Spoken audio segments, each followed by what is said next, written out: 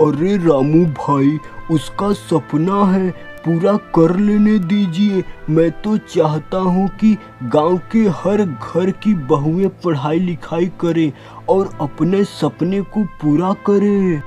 अरे रहने दो, उन लोगों को ज़्यादा सर पे चढ़ाना अच्छी बात नहीं है।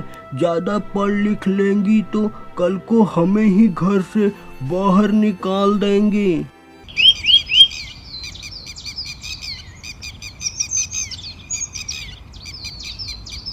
हिरमपुर नामक गांव में शिवा नाम का आदमी रहता था। शिवा अपनी पत्नी नीलू और अपने पिताजी के साथ रहता था। शिवा और नीलू की अभी कुछ दिन पहले ही शादी हुई थी। नीलू पढ़ने में बहुत अच्छी थी।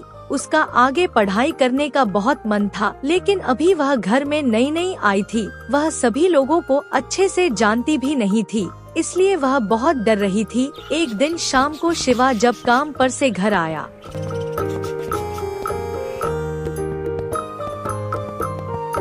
अजी सुनते हो, आपसे कुछ बात करनी थी। हाँ बोलो, क्या बात है? मैं पूरे दिन घर में अकेली रहती हूँ। सुबह का काम खत्म हो जाता है, फिर मैं खाली बैठी रहती हूँ। मैं सोच रही थी कि मैं अपनी पढ़ाई पूरी कर लूँ। नहीं, कोई जरूरत नहीं है पढ़ाई लिखाई करने की। क्या करना है पढ़ाई लिखाई करके? चुपचाप घर संभालो और ज्यादा मत सोचो। पर मैं तो पढ़ाई करके कोई नौकरी कर लेती तो आपकी मदद हो जाती और फिर हम लोगों का गुजारा भी अच्छे से हो जाता। आप जितना कमाते हैं उतने में तो बस हमारा खर्चा चल पाता है। नौकरी? नहीं, कोई जरूरत नहीं है नौकरी करने की। मैं सब संभाल लूँगा। गांव के लोग क्या सोचेंगे मेरे बारे में कि मैं अपना घर नहीं संभाल पा रहा हूँ और अपनी बीबी से काम करवा रहा हूँ। ऐसी बात नहीं है जी, आप गलत समझ रहे हैं। मैं तो बस हम लोगों के भविष्य के लिए बोल रही थी। यह बात पिताजी को मालूम पड़ा तो वह बहुत गुस्सा करेंगे। अब इस बारे में कोई बात नहीं होगी। इतना बोलकर शिवा अपने कमरे से चला जाता है।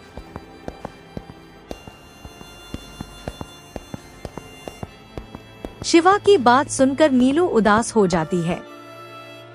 अब मैं क्या करूं? इन्होंने तो पढ़ाई करने से मना कर दिया। अगर मैंने पिताजी से बात की और वह भी गुस्सा हो गए तो अब मुझे कुछ समझ में नहीं आ रहा, मैं क्या करूं? इतना सोचते सोचते नीलू बाहर चली जाती है।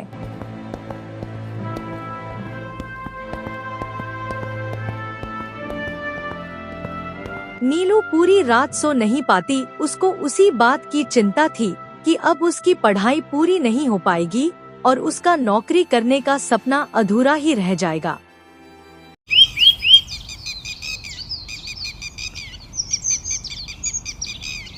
सुबह जब शिवा तैयार होकर काम पर जाने लगता है,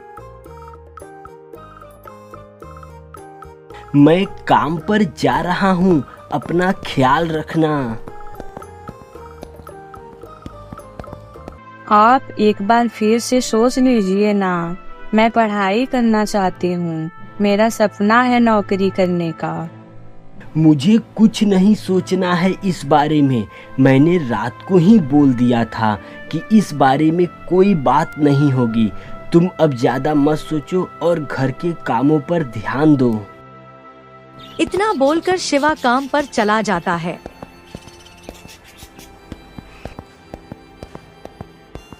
नीलू घर का सारा काम छोड़कर वही सोच रही थी।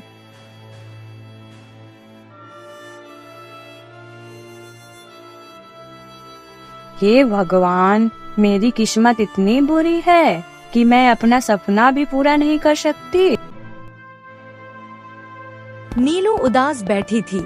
उसके ससुर जी घर में कब आते हैं उसे पता ही नहीं चलता।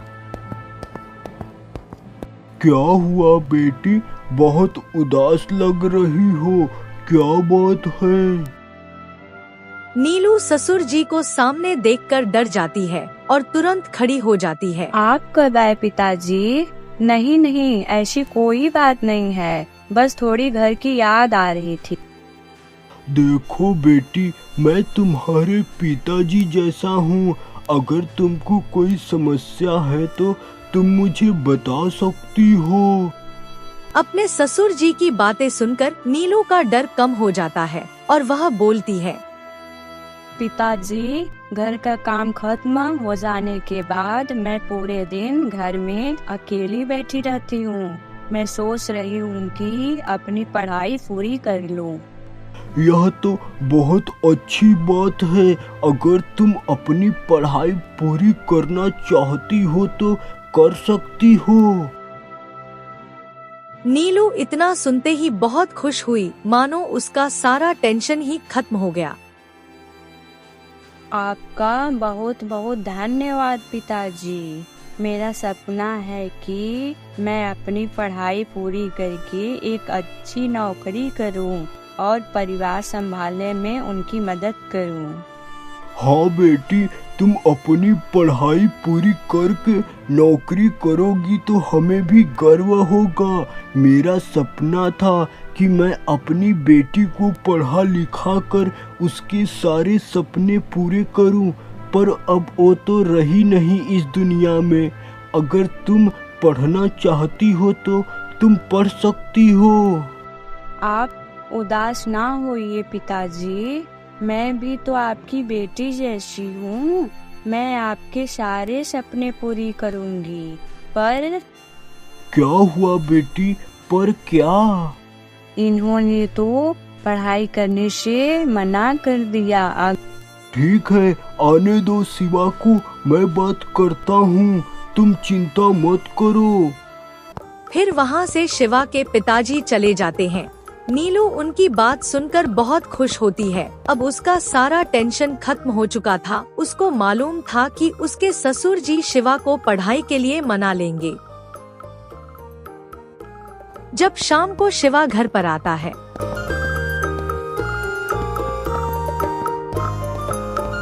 बहू पढ़ाई करना चाहती है तो उसे मना क्यों कर रहे हो? उसका सपना है कुछ करने के लिए, यह तो अच्छी बात है। तुम्हें तो और खुश होना चाहिए कि वो तुम्हारी मदद करना चाहती है घर संभालने में।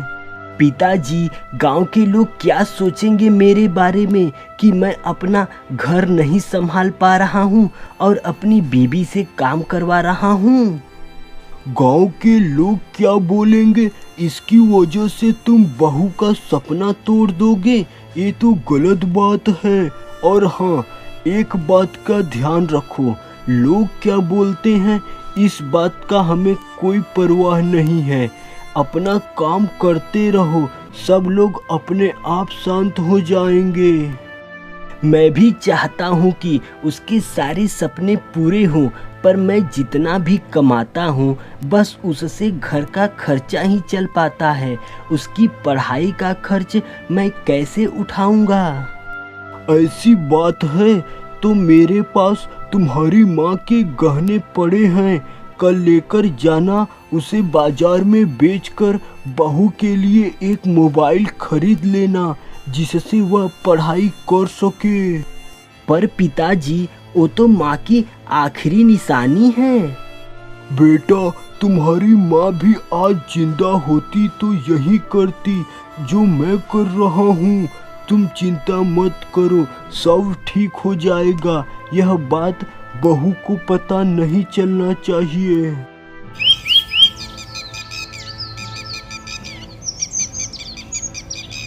आज शाम को घर आते समय मैं बाजार से तुम्हारे लिए एक मोबाइल लेकर आऊँगा। तुम उसी से अपनी पढ़ाई पूरी कर लेना। नीलू यह बात सुनकर बहुत खुश हो जाती है। शिवा अपने पिताजी से गहने लेकर काम पर चला जाता है।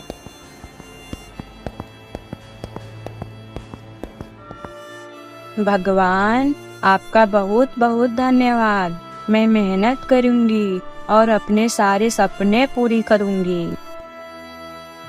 शिवा शाम को घर लौट रहा था, तभी रास्ते में गांव का उसका दोस्त मिलता है। क्या बात है शिवा, काम से आज जल्दी आ गए, सब ठीक है ना? हाँ भाई, आज बाजार में कुछ काम था इसलिए जल्दी आ गया। बाजार से आ रहे हो शिवा, कुछ नई बात है क्या? अरे नहीं यार, वो नीलू के लिए एक मोबाइल लेने गया था, उसकी पढ़ाई नहीं हो पा रही है ना, इसलिए। अरे तो वो पढ़ाई करके क्या करेंगी जब उसको घर ही संभालना है? कौन सा पढ़ लिख कर कलेक्टर बन जाएगी? पढ़ाओ पढ़ाओ। इतना बोलकर शंकर वहाँ से चला जाता है।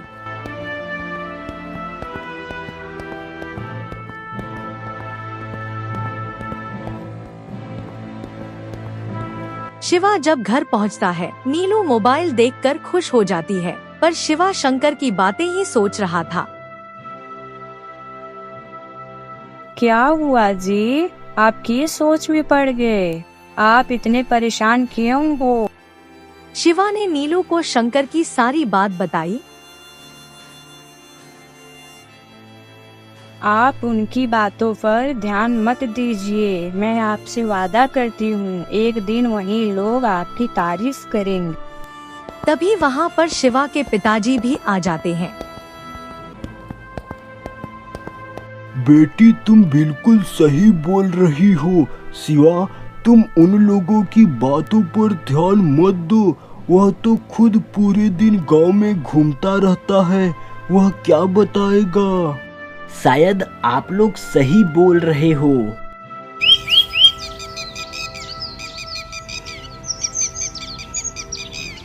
सुबह शिवा अपने काम पर चला जाता है और पिताजी खेत पर चले जाते हैं। नीलू घर का सारा काम खत्म करके पढ़ाई करने लगती है।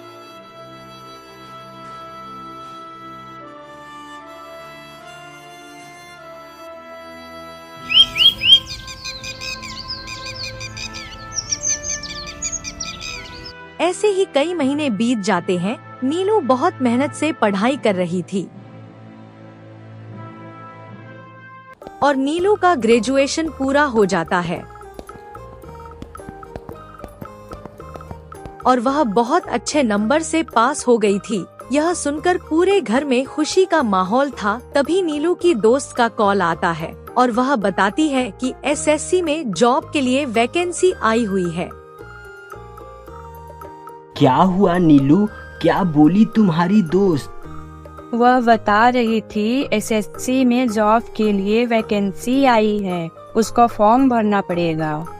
शिवा तुम कल ही जाकर फॉर्म भरवा दो और बेटी तुम और मेहनत से तैयारी शुरू कर दो, देखना तुम्हारा सपना जरूर पूरा होगा। अब शिवा भी नीलू को सपोर्ट करने लगा था। वह भी चाहता था कि नीलू के सारे सपने पूरे हो जाए। नीलू अब जल्दी जल्दी घर का सारा काम खत्म करके अब और मेहनत से पढ़ाई करने लगी थी। अब वह दिन आ गया जिसका सबको इंतजार था। 2 दिन बाद नीलू का एसएससी का पेपर था।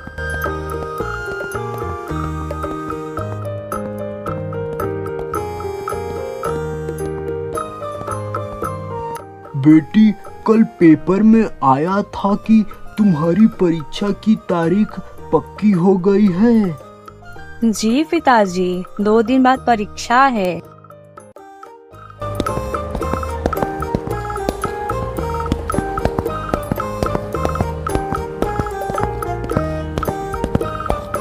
पढ़ाई पर ध्यान दो, मैं घर का काम देख लेता हूँ।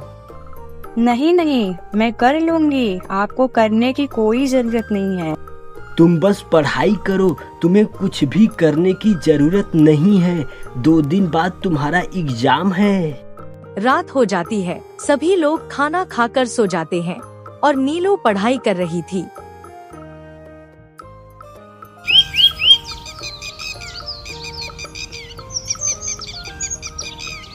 सुबह जब शिवा के पिताजी खेत की तरफ जा रहे थे, तभी रास्ते में उन्हें गांव के एक रामू काका मिलते हैं। अरे भाई, मैंने सुना है तुम्हारी बहू नौकरी के लिए परीक्षा देने जा रहे हैं? हाँ रामू भाई, उसका पढ़ाई करने का बहुत मन था, इसलिए मैंने बोला ठीक है पढ़ाई कर लो। और ऐसे कैसे कर लो? उसका काम है घर संभालने का। कल को हम लोगों की भी बहुएं पढ़ाई करने के लिए जिद करने लगी तो घर कौन देखेगा? अरे रामू भाई, उसका सपना है, पूरा कर लेने दीजिए। मैं तो चाहता हूँ कि गांव के हर घर की बहुएं पढ़ाई लिखाई करें और अपने सपने को पूरा करें। अरे रहने दो, उन लोगों को ज़्यादा सर पे चढ़ाना अच्छी बात नहीं है।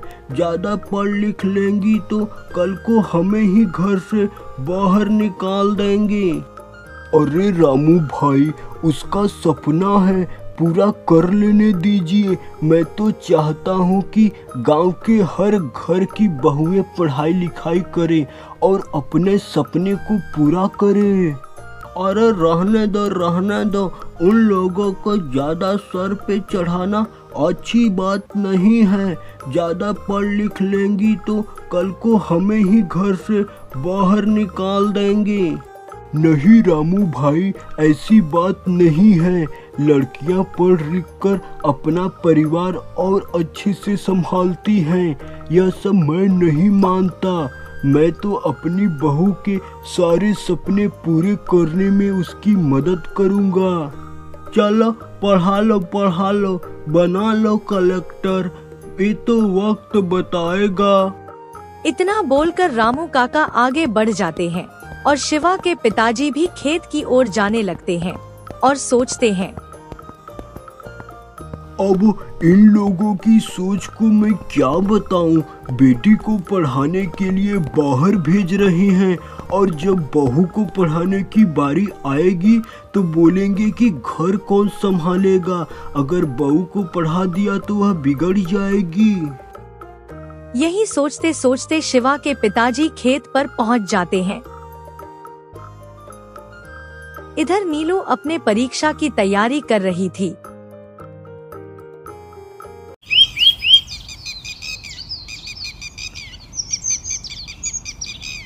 अगले दिन नीलू के साथ शिवा भी जाता है। दोनों शहर जाने के लिए निकल पड़ते हैं।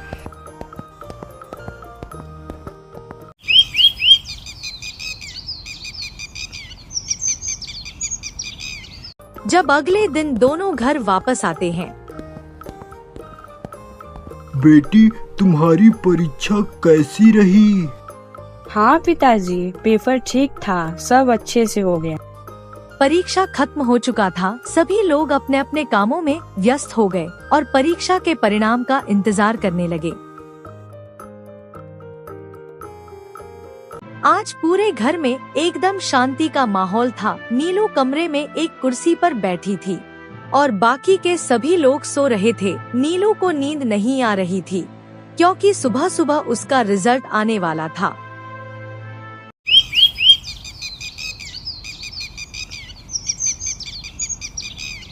शिवा बाजार से रिजल्ट देख कर आता है। वह उदास था। घर पर आते ही नीलू पूछती है,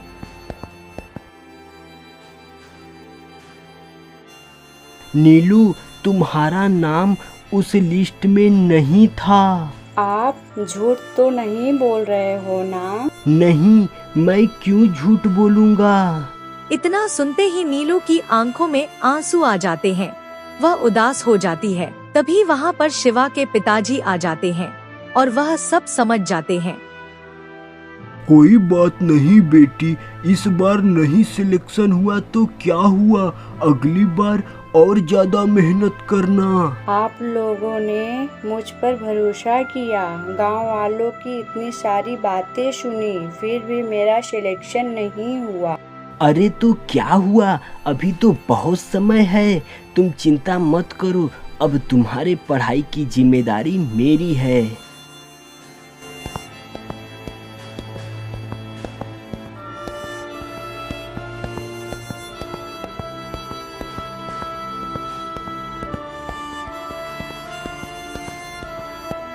तभी रामू काका शिवा के घर पर पहुंचते हैं।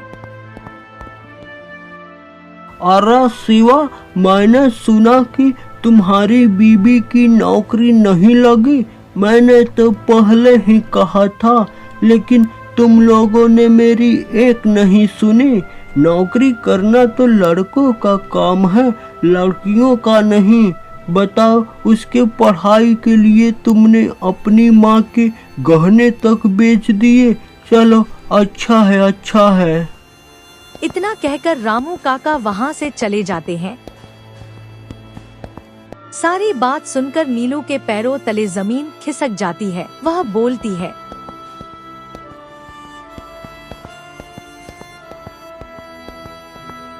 आप लोगों ने मेरी पढ़ाई के लिए माँ के गहने तक बेच दिए। बेटी, गहने तो वैसे भी घर में पड़े ही थे ना। तुम्हारे सपने को पूरा करना हम लोगों की जिम्मेदारी थी।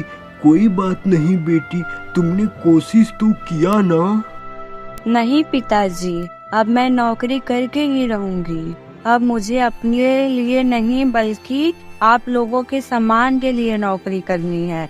मैं बहुत किस्मत वाली हूँ कि मुझे ऐसा ससुराल मिला है। आप लोग मेरे लिए इतना सोचते हैं। नीलू फिर परीक्षा की तैयारी में जुट जाती है और वह इस बार पहले से और ज्यादा मेहनत करने लगती है।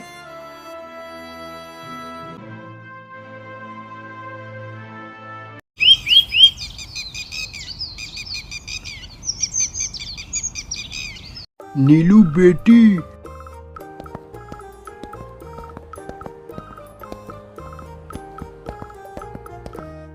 क्या हुआ पिताजी? देखो बेटी, फिर से एसएससी की नौकरी निकली है। यह सुनकर नीलू खुश हो जाती है। शिवा बाजार जाकर फिर से नीलू का फॉर्म भर देता है। नीलू फिर से मेहनत करने लगती है और कुछ महीने बाद परीक्षा की तारीख भी आ जाती है।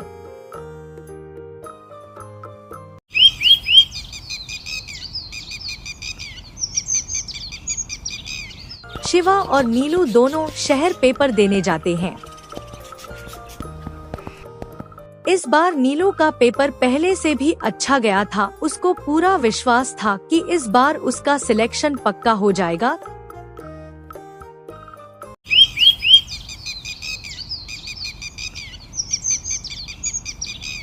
थोड़े दिन बाद रिजल्ट आता है। शिवा बाजार जाकर रिजल्ट देखता है और खुशी पूर्वक वापस घर आता है। नीलू, तुम्हारा नाम लिस्ट में आ गया है। यह सुनकर पूरे घर में खुशी का माहौल था। बेटी, तुम पर मुझे गर्व है, तुमने कर दिखाया। हाँ पिताजी, लेकिन यह मेरे अकेले की मेहनत नहीं थी। आप लोगों ने भी बहुत हिम्मत दिया। नहीं दिया होता तो मैं यह नहीं कर पाती। तभी रामू काका वहाँ पर आते हैं। अरे बेटिया, तुमने तो कमाल कर दिया। पूरे शहर में हमारे ही गांव के चर्चे हैं। आज तुमने हमारे गांव का नाम रोशन कर दिया। पहली बार हमारे गांव में किसी लड़की की नौकरी लगी है। शाबाश बेटी, शाबाश। आज तो पूरे गांव में बस तुम्हारी ही चर्चा है। अब तो मैं भी अपनी बहू को पढ़ाऊंगा। ये वीडियो आपको कैसा लगा, हमें कमेंट बॉक्स में जरूर बताएं और चैनल पर पहली बार आए हैं तो इस चैनल को जरूर सब्सक्राइब करें।